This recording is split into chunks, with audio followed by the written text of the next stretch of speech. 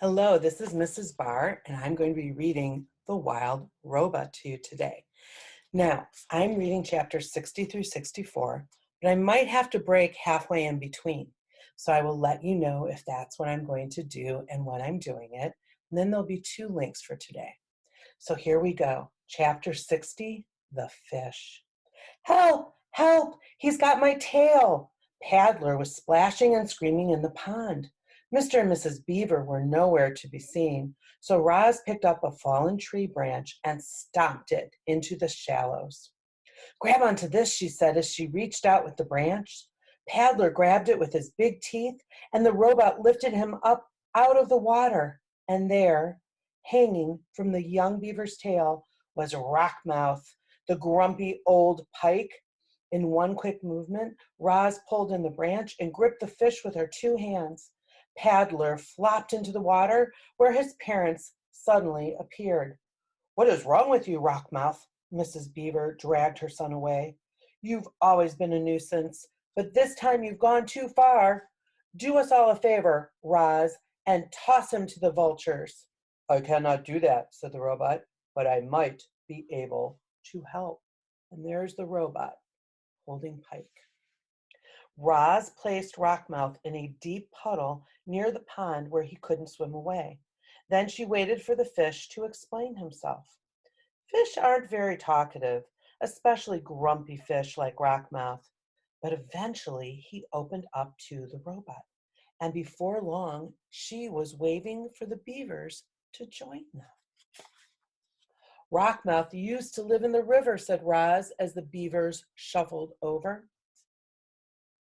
"But you trapped him here when you built your dam. He has been angry about it ever since."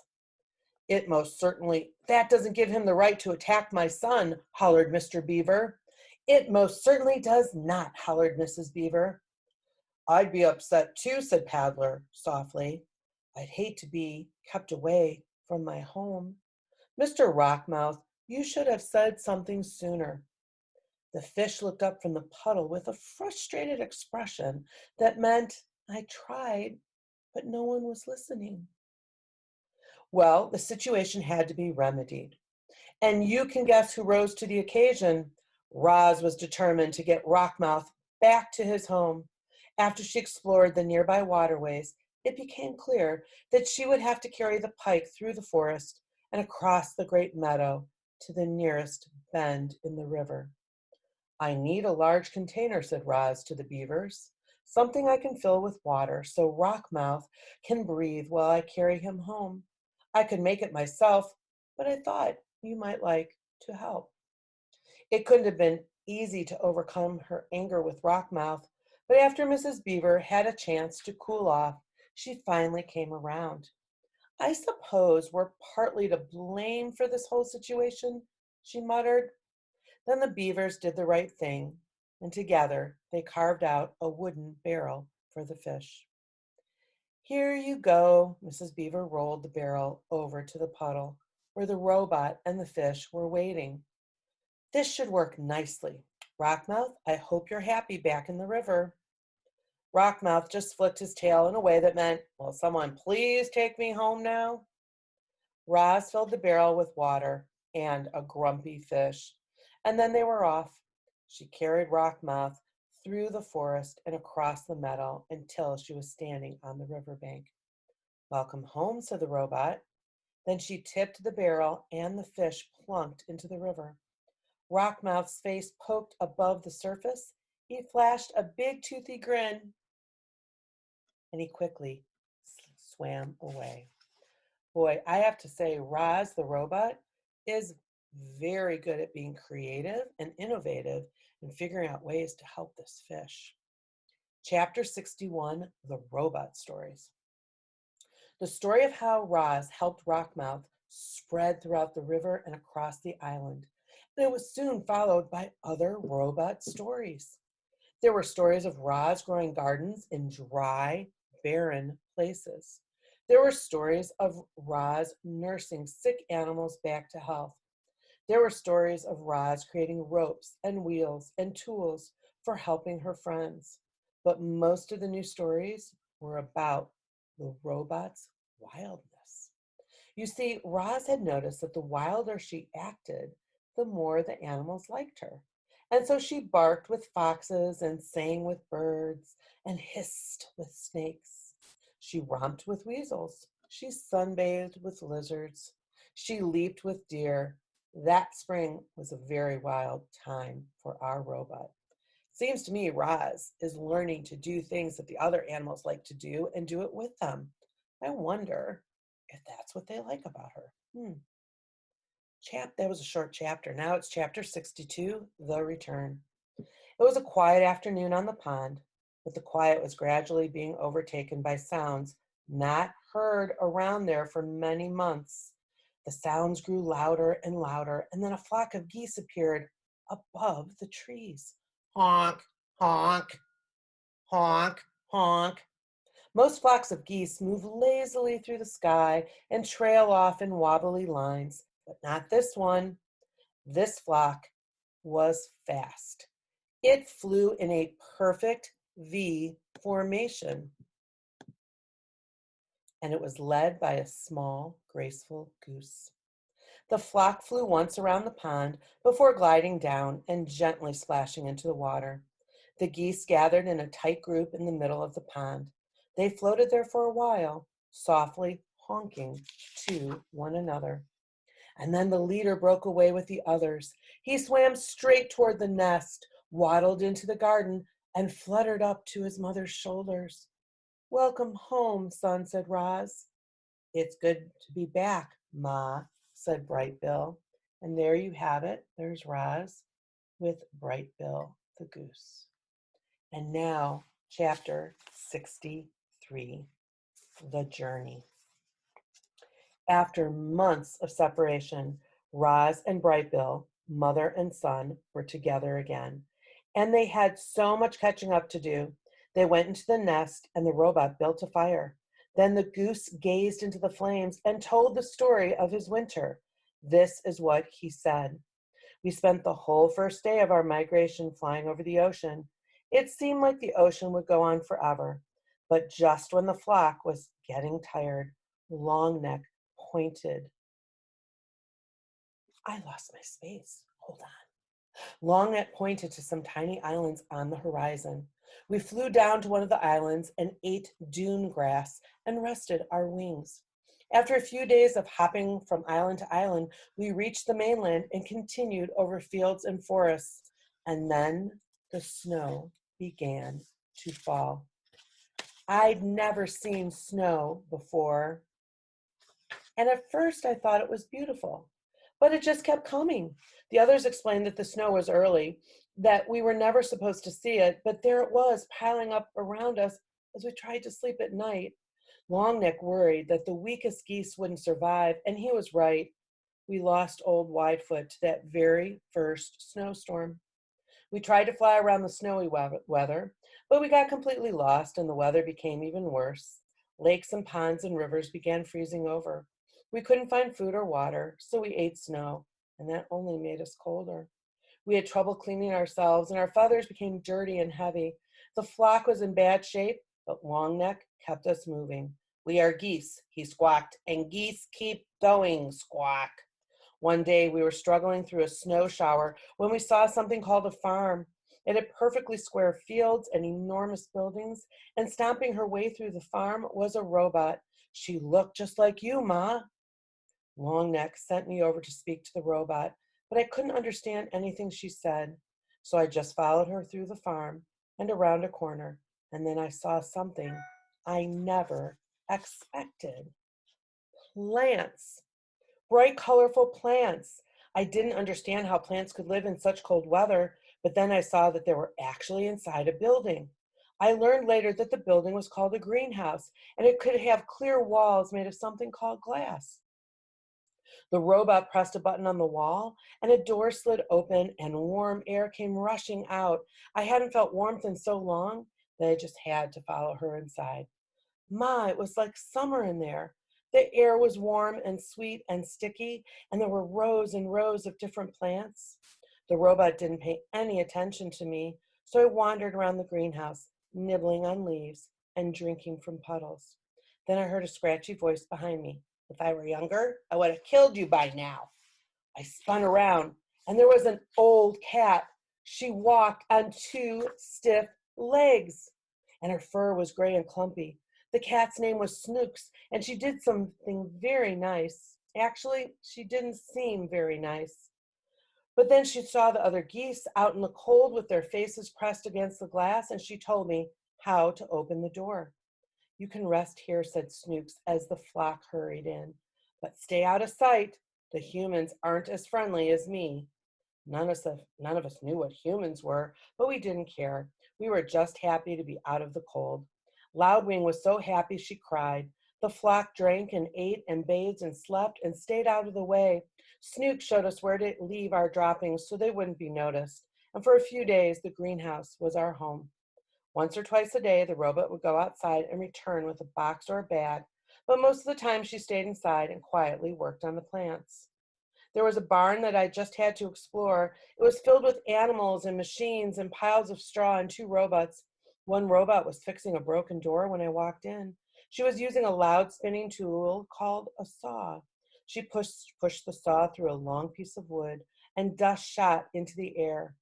Everything was going smoothly until the saw suddenly lurched forward and sliced right through three of the robot's fingers. But she was fine. A minute later, there was a thwip sound as she popped on a new hand. Then she went right back to using the saw again. The other robot worked with the animals, chickens, sheep, pigs, and cows. They were all in cages. The chickens kept asking me how I'd gotten out of the cage. I was explaining that I'd never had a cage when I heard panicked squawks coming from the greenhouse. Now, I am so sorry, but I have to end. And this is a very exciting time because we want to find out what's happening in the greenhouse. So I will start this reading again later, and you'll go to the second link for these chapters. I will see you soon. Ooh, I'm looking for my stop button. Hello again, Indian Trail. So I'm back to finish reading my chapters from The Wild Robot for you. We're toward the end of chapter 63, and we learned that there are panic squawks coming from the greenhouse. So let's see what happens. I ran back and found that a human had discovered the flock. I think they mean the flock of the geese. We didn't know what he was saying, but he looked really angry. Longneck tried to defend us. He got in front and spread his wings and honked, but the human was not afraid. He pulled out a shiny stick and pointed it right at Longneck. Snooks hissed, "Look out, he's got a rifle." Suddenly, a bright beam of light shot out from the rifle, and Longneck slumped to the floor. He was dead. Ma. The flock was so scared. We fluttered around and honked and knocked over plants, but the human kept moving toward us. And there's the man with the long stick, but it's not a stick, it's a rifle. He kept moving toward us, pointing his rifle. So I pecked the button to open the door, and we ran outside into the cold and flew away from there as fast as we could. Without Longneck, the flock needed a new leader. Everyone wanted me to lead. I didn't know what to do. So I started by repeating Longneck's words. I squawked, "We are geese, and geese keep going." Then I took the point, and the flock spread out behind me. So the point means he's at the lead, and the flock is making that triangle now that they make. Ooh, let's do it like this. He's at the point, and they're making the triangle behind him. The weather had us all turned around, and nobody knew which way to go, so I just led us straight south. We saw more robots and humans and buildings, but we didn't stop. We knew we were way off course when we saw the ocean again, but at least it was a little warmer by the water, so I decided to follow the coastline for a while. The coastline's where the water meets the land. There were more buildings by the coast. Most of them were on land, but some were in the ocean. The ocean buildings were dirty and crumbling and leaning in different directions. There weren't any humans or robots in those buildings, only sea creatures. We saw ships on the water. We saw ships on the land. We even saw ships in the air. They buzzed through the sky like giant dragonflies. And then we reached a place called a city, where thousands of buildings and robots and humans and ships were all close together. When we stopped to rest on a rooftop, we met a friendly pigeon named Graybeak. She had grown up there, so she knew everything about the city. She flew us over towers and under bridges and kept us away from all the buzzing airships. And everywhere we went, there were robots. Some of the city robots were just like you, Ma, but others crawled on six legs or rolled on wheels or slid up and down the sides of buildings. Some robots were really small and some were really big. They moved things and cleaned things and built things and did every kind of job you can think of. Gray Beak brought us down to a ledge on the side of a building and told us to look through the windows. Inside was a family of humans, and they had a Roz robot. When we looked into other buildings, we saw other humans with other robots. Every human seemed to have a robot. I told Gray Beak about you, Ma, and she wanted to show us one last place. We flew out to the edge of the city to a really big building called a factory. Graybeak brought us to the roof windows, and we looked down into the factory and saw machines building sparkling heads and torsos and limbs. The factory was building robots, and there's a picture of the robot factory. A machine held up a robot torso and put two legs under it, and they snapped into place. It put feet under the legs, and they snapped into place. It snapped arms into the shoulders and snapped hands into the arms. A head was snapped onto the top, and the robot was finished. Ma, the robot looked just like you. I think that factory is where you were built. Oh, I'm going to turn this way now and see. I wanted to watch more robots being built, but it started snowing again. So we said goodbye to Gray Beak and continued flying south. We saw fewer robots and humans and buildings and ships. The air became warmer and the snow disappeared. We started seeing other flocks of geese in the air, so we followed them to the middle of a wide grassy field where there was a lake and hundreds of other geese. We had finally reached the wintering grounds. After all we'd been through together, our flock had become very close. We kept to ourselves, eating and resting and remembering the geese we'd lost. But after a few weeks, we began to mingle with the other flocks. We met geese from all over the world, and they told us about their homes and their migrations and their troubles with the winter weather. Every flock had lost geese on the way there. A few flocks didn't make it at all. Before we knew it, the early spring flowers were poking up, and it was time to fly home. We followed the usual migration route north. We flew over fields and forests and hills, but we didn't see any signs of humans or robots. And that was fine with us.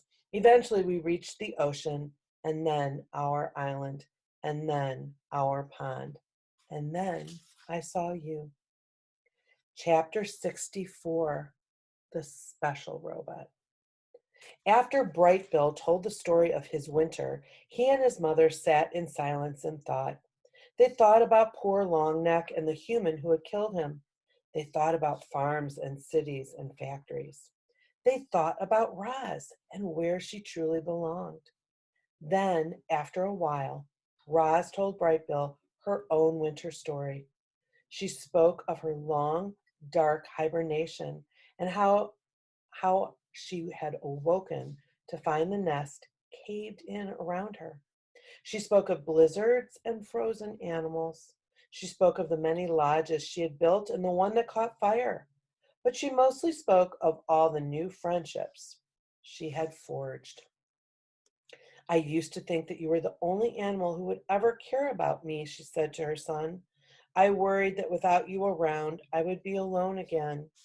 But I was not alone. In fact, I made new friends, all on my own. I think the other animals might actually like me. Of course they like you, Ma, squawked the goose. You're the most likable robot I've ever seen. and I've seen a lot. It was true. Bright Bill had seen hundreds of different robots that winter, and none of them were anything like Roz. None of them had learned how to speak with animals, or had saved an island from the cold, or had adopted a gosling. As he sat there watching the robot's animal gestures and listening to her animal sounds, Bright Bill realized just how special his mother really was. Now that was a very short chapter 64, and I'm done with my reading for today. You don't know it, but I'm reading to you and making this videotape on Pajama Day. That's why you see my penguins and the balloons for the Indian Trail Pajama Day. I hope you enjoy the rest of this book whenever you read it, and I wish all of you a wonderful rest of the school year. This is Mrs. Barr signing off. Bye-bye.